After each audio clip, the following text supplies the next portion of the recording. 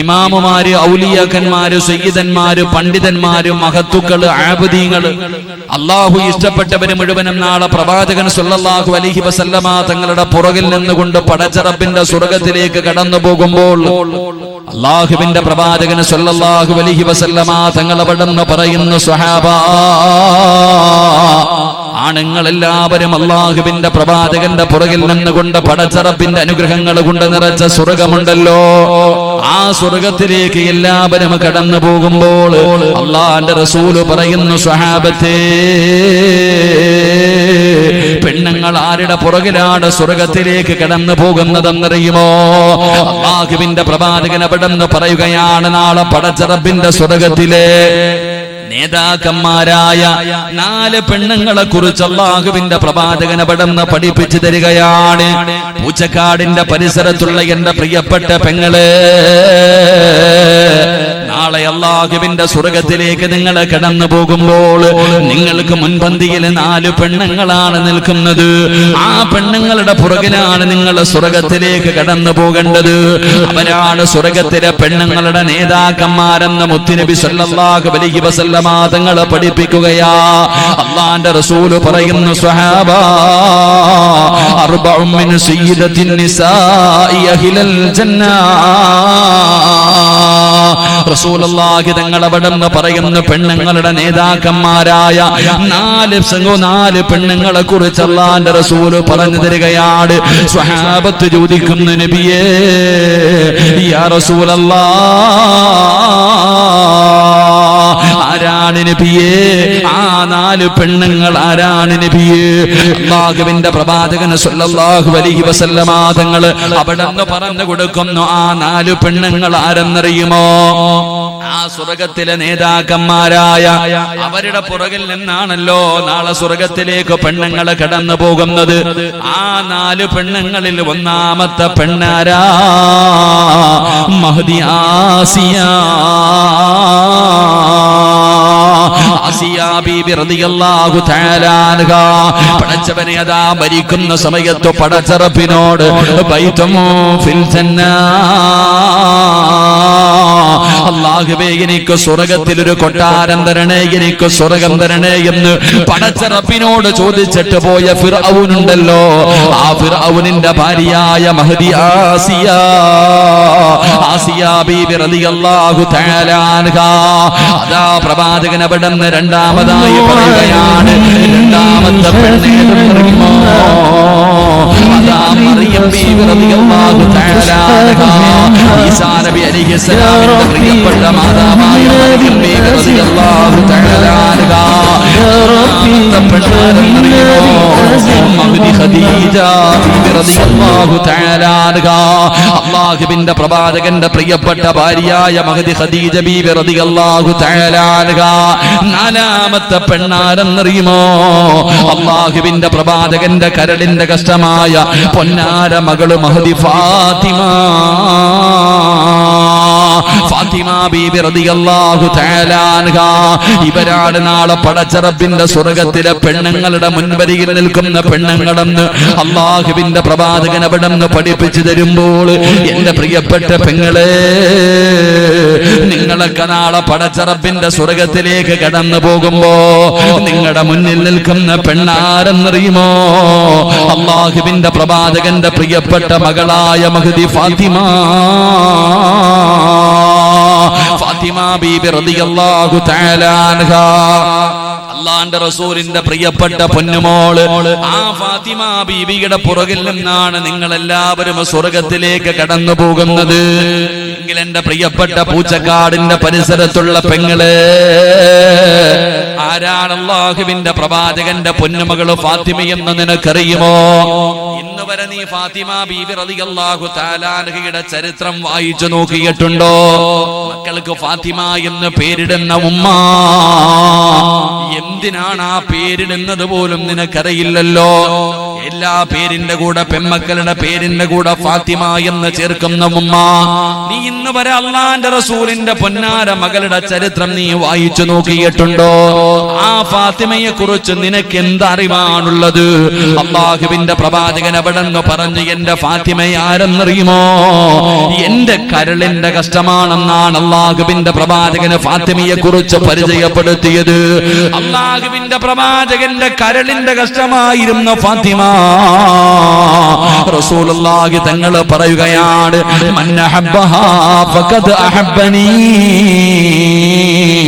ആരെങ്കിലും എന്റെ ഫാത്തിമാനെ ഇഷ്ടപ്പെട്ടാൽ, അള്ളാന്റെ റസൂൽ അവിടെ നിന്ന് പറയുന്നു, ആരെങ്കിലും എന്റെ ഫാത്തിമാനെ ഇഷ്ടപ്പെട്ടാൽ അവൻ എന്നെ ഇഷ്ടപ്പെട്ടവനെ പോലെയാണെന്ന് അള്ളാഹുവിന്റെ പ്രവാചകൻ അവിടെ നിന്ന് പറയുമ്പോ, ഈ സദസ്സിൽ ഒരുമിച്ച് കൂടിയ പെങ്ങള് ആരാണ് ഫാത്തിമയെന്ന് പഠിക്കുമോളെ?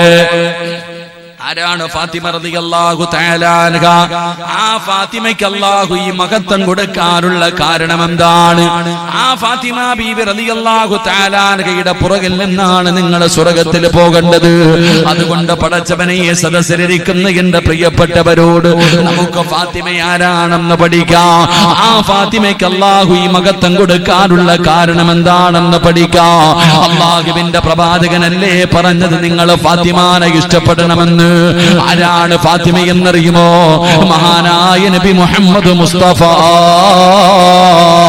സല്ലല്ലാഹു അലൈഹി വസല്ലമ തങ്ങൾ അല്ലാഹുവിന്റെ പ്രവാചകന്റെ 35ാമത്തെ വയസ്സിലാണ് അല്ലാഹു അദാ ഖദീജ ബീവി റളിയല്ലാഹു തആല അൻഹയ്ക്ക് ഫാത്തിമ എന്ന് പറയുന്ന ഒരു പൊന്നുമോളെ കൊടുക്കുന്നത്. പ്രവാചകന്റെ 35ാമത്തെ വയസ്സിലാണ് ഫാത്തിമ ബീവി റളിയല്ലാഹു തആല അൻഹ ജനിക്കുന്നത്. പടച്ചവനെ, അല്ലാഹുവിന്റെ പ്രവാചകന് വല്ലാത്ത സന്തോഷമായി, ഖദീജ ബീവി റളിയല്ലാഹു തആല അൻഹയ്ക്ക് വല്ലാത്ത സന്തോഷമായി. പടച്ചവനെ, ഫാത്തിമയെ കാണുന്നവർ മുഴുവനും പറയുന്ന വാക്കെന്തെന്നറിയുമോ? അല്ലാഹുവിന്റെ പ്രവാചകന്റെ പൊന്നാര മകളായ ഫാത്തിമ ബീവി റളിയല്ലാഹു തആല അൻഹ, ആ ഫാത്തിമയെ കാണുന്ന ആൾക്കാർ മുഴുവനും പറഞ്ഞത് എന്തെന്നറിയോ? വാപ്പാന്റെ പൊന്നുമോളാ. ഫാത്തിമ എന്ന് പറയുന്ന കുഞ്ഞിനെ കാണുന്ന എല്ലാവരും പറയുന്ന ഒരു വാക്കെന്തെന്നറിയുമോ? വാപ്പാടെ പൊന്നാര മകളാണ്. അല്ലാഹുവിന്റെ പ്രവാചകനെ പോലെ തന്നെയാണ് ഫാത്തിമ ഇരുന്നത്.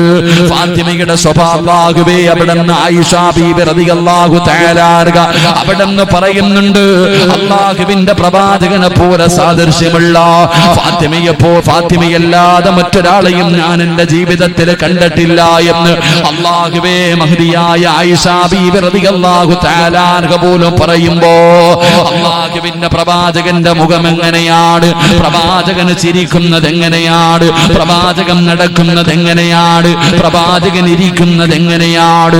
പടച്ചവനെ, ഫാത്തിമ ബീബി റളിയല്ലാഹു തആല അൻഹ നടന്നു വരുന്നത് കണ്ടാ അല്ലാഹുവിന്റെ പ്രവാചകൻ നടന്നു വരുന്നത് പോലെയാണ്. കാണുന്നവർ മുഴുവനും ഇത് തന്നെയാണ് പറയുന്നത്. ഫാത്തിമ ബീബി റളിയല്ലാഹു തആല അൻഹയെ കാണുന്നവർ മുഴുവനും പറയുകയാണ്, ഫാത്തിമയ്ക്ക് വാപ്പയുടെ രൂപമാണ്. ഫാത്തിമയ്ക്ക് വാപ്പയുടെ രൂപമാണ്. ഖദീജ ബീബി റളിയല്ലാഹു തആല അൻഹയോട് കാണുന്ന പെണ്ണുങ്ങൾ മുഴുവനും പറയുന്നത്, ഖദീജ അതാ ഫാത്തിമ വാപ്പയെ പോലെയാണ് ഇരിക്കുന്നത്. അങ്ങനെ പടച്ചവനെ, അല്ലാഹുവിന്റെ പ്രവാചകന് ഫാത്തിമയോട് വല്ലാത്ത ഇഷ്ടമായി, ഒരു പ്രത്യേക സ്നേഹമായി. പടച്ചവനെ, ഖദീജ ബീബി റളിയല്ലാഹു തആല അൻഹ, ഖദീജ ബീവിക്കും തന്റെ പൊന്നാര മകളോട് വല്ലാത്ത സ്നേഹമായിരുന്നു. പടച്ചവനെ, അതാ ഒരുപാട് അല്ലാഹു സമ്പത്ത് കൊടുത്തിട്ടുണ്ട്. ഖദീജ ബീബി ഒരുപാട് സമ്പത്തുള്ളവളായിരുന്നു. അങ്ങനെ അല്ലാഹുവിന്റെ പ്രവാചകനും ഖദീജ ബീവിയും ഫാത്തിമ ബീവിയും എല്ലാവരും വളരെ സന്തോഷത്തോടുകൂടി ഇങ്ങനെ നടക്കുകയാണ്.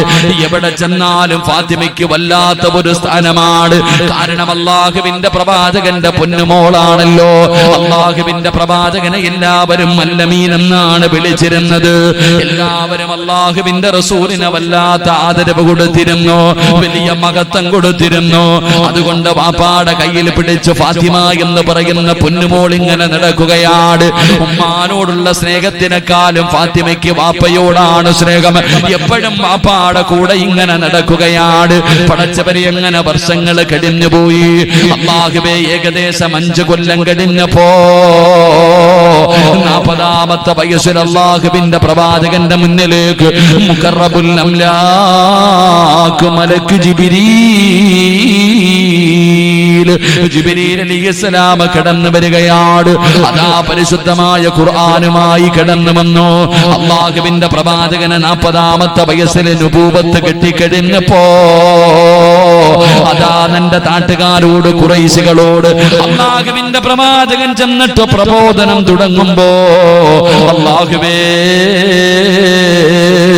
ഇന്നലെ വരെ ആദരിച്ചവരുണ്ടല്ലോ, ഇന്നലെ വരെ സ്നേഹിച്ചവരുണ്ടല്ലോ, ഇന്നലെ വരെ അല്ലമീൻ എന്ന് വിളിച്ചവരുണ്ടല്ലോ. അല്ലാഹുവിന്റെ പ്രവാചകൻ ഏകദൈവ വിശ്വാസമെന്ന പ്രബോധനവുമായി തന്റെ സമൂഹത്തിന്റെ മുന്നിലേക്ക് കടന്നു ചെന്നപ്പോൾ പടച്ചവനെ എല്ലാവരും അവിടെ അല്ലാഹുവിന്റെ പ്രവാചകനെ ആട്ടിയോടിക്കുകയാണ്. പ്രവാചകൻ അവിടെ നിന്ന് കളിയാക്കുകയാണ്, അവിടെ നിന്ന് കുറ്റപ്പെടുത്തുകയാണ്. പടച്ചവനെ പിന്നെ അതാ പീഡനങ്ങളുടെ കാലം തുടങ്ങുകയാണ്. ഫാത്തിമ ബീബി റളിയല്ലാഹു തആല അൻഹ വാപ്പയെ പോലെ തന്നെയാണ് ഫാത്തിമ ഇരിക്കുന്നത്. നമ്മുടെ മക്കളെ കാണുമ്പോ കാണുന്നവര് പറയും, ഒന്നുകിൽ പറയും അവൻ ഉമ്മാനെ പോലെയാ, അവൻ ഉമ്മാടെ രൂപമാണ്, അല്ലെങ്കിൽ വാപ്പയുടെ രൂപമാണ്. ഫാത്തിമ എന്ന് പറയുന്ന പൊന്നുമോളെ കാണുന്നവര് മുഴുവനും പറയും വാപ്പാനെ വരച്ചു വെച്ചിരിക്കുകയാ. അങ്ങനെ പറയുന്നത് കേട്ടപ്പോ റസൂലുള്ളാഹിന് വല്ലാത്ത സന്തോഷമായി. ഫാത്തിമ ബീവിയെ കാണുമ്പോ എല്ലാവരും അങ്ങനെ പറയുന്നത് കാരണം ഉമ്മയായ ഖദീജ ബീവിക്കും ഒരു പ്രത്യേക സ്നേഹമായി. പടച്ചവനെ അങ്ങനെ 5 വർഷക്കാലം സന്തോഷത്തോടു കൂടി കഴിയുകയാ. വാപ്പാടെ കൂടെ ഫാത്തിമ എവിടെ പോയാലും മുത്തുനബി കൊണ്ടുപോകും. അത് കാരണം വാപ്പയോട് വല്ലാത്ത സ്നേഹം.